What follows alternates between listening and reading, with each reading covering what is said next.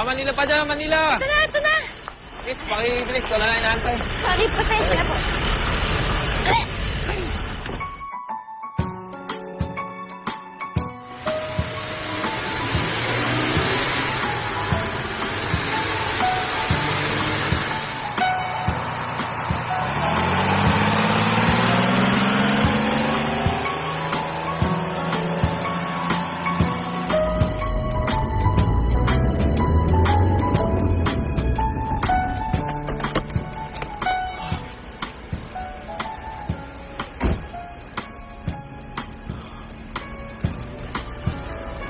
Excuse me po. Ano yun? May nakita po ba kayo ditong balingkinita na babae? Medyo chinita? Yung maganda siya? Maganda ba yun? Pwede na. Oo, pwede na. Okay naman.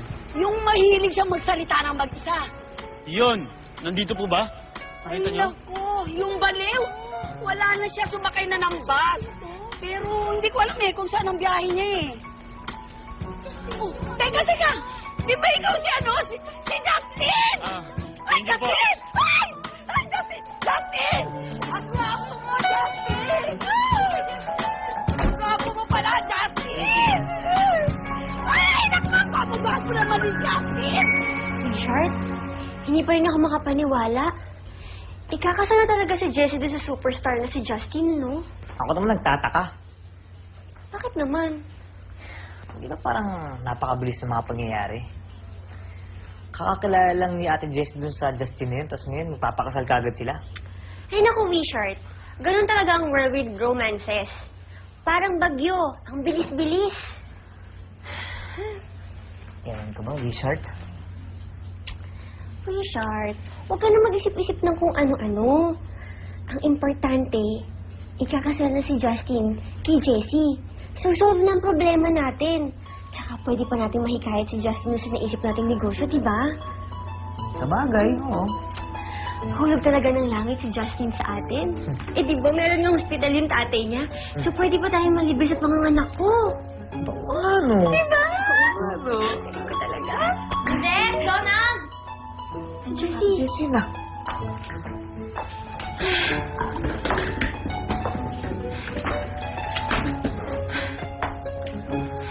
Jessie, anong ginagawa mo dito? Bakit may dala kang maleta? Dito na ako titira sa inyo. Di ba ngayon yung kasal nyo? Hindi na tuloy ang kasal. Hindi Pwede mangyari yun. Eh, ayoko na eh. Pagod na ako dun sa Justin na yun. Ano yan, bossing? Mukhang hindi na tuloy ang kasal mo, ah. Bakit di mo kaya tawagan si Jessie? Tinawagan ko na nga. Ayaw sumagot ng cellphone. Mukhang galit na galit sa'yo, ah. Baka naman ginalit mo ng gusto. Jessie, baka naman tampuhan lang yan. Baka pwede niya pang pag-usapan. Ayoko na. Pagod na ako dun sa kumag na yun. Pero alam mo, Ate Jessie, buti na lang ngayon mo nalaman yan eh. Kasi naman kung kailan nakapagpakasal na kayo, tsaka mo malaman na ayaw mo palang makasal dun sa Justin na yun. Pero minsan, Ate Jessie, dapat hindi ka basta-basta sumusuko eh. Dapat yung pag-ibig mo dapat pinaglalaban mo, huwag ka susuko. Nakita mo ko, hanggang ngayon hindi ako sumusuko dito. Sasata ka sa akin, Donald. Ay, kasi, Jessie, huwag ka na makikinig dito sa kapatid mo. Sa akin ka makinig. Jessie, magpakasal ka kay Justin. Ayaw ko na nga eh. Ayaw ko na dun sa kamuting yun. Buisit na ako sa kanya. Pagkaya ba kayo dito? Tung na ako eh.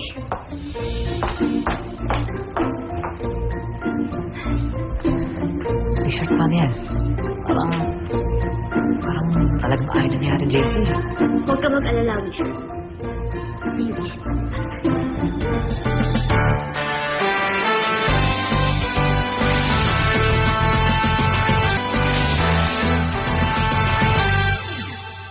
Justin! Mr. Rich. Justin, Jerry. Asan na yung gown ni Jessie?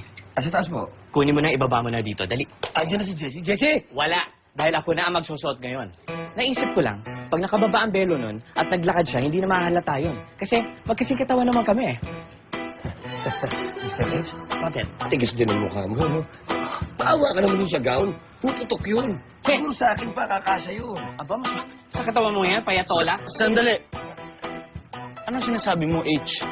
Na ikaw na ang pakakasalan ko ngayon? Justin, I'm just desperate. Nagpakasal? Hindi, gaga. Ayoko lang mapahiya tayo. Kaya gumagawa ko ng paraan. We have to accept the fact na hindi na matutuloy ang kasal namin ni Jessie. Kaya kung ako sa'yo, ngayon palang ipa-cancel mo na lahat yan. Huwag niyo i-cancel ang kasal! Dahil tuloy na tuloy ang kasal niyo ni Jessie.